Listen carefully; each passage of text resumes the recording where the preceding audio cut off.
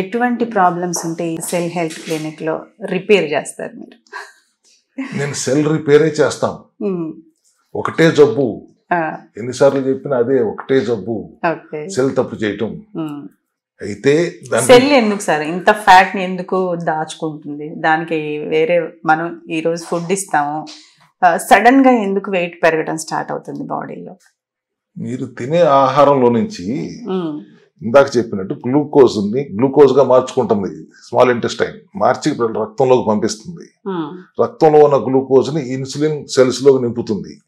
ఆ తర్వాత మిగిలిపోయిన గ్లూకోజ్ ని లివర్ చెప్తే లివర్ దాన్ని ఫ్యాట్ కింద, ట్రైగ్లిజరైడ్స్ కింద, ఫ్యాట్ సెల్స్ ఉంటాయి శరీరంలో, ఎడిపోస్ టిష్యూస్ అంటాం, వాటి నిండా ఫ్యాట్ కింద కన్వర్ట్ చేసి పెడుతుంది. 3-4 months లోనే వెయిట్ పెరుగుతారా సార్? మొత్తం ఫ్యాట్ సెల్స్ అన్ని నిండిపోతే బరువు పెరుగుతారు కదా.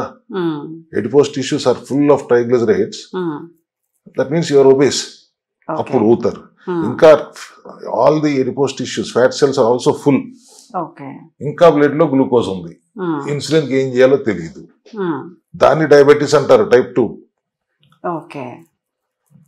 సో ఎందుకు ఫ్యాట్ అవుతున్నారు అంటే ట్రైగ్లిజరైడ్స్ పెరుగుతున్నాయి కాబట్టి. ఎందుకు పెరుగుతున్నాయి అంటే మీరు ఎక్కువ గ్లూకోజ్ తింటున్నారు కాబట్టి.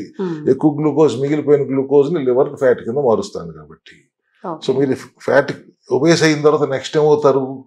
ఎయిదర్ ట్రైగ్లిజరైడ్స్ ఎక్కువ అవటం వల్ల హార్ట్ మీద ప్రాబ్లం, లోడ్ పడుతుంది, లేదా డయాబెటిక్ అవుతారు. రెండిట్లో ఒకటి అవ్వటం పక్కా.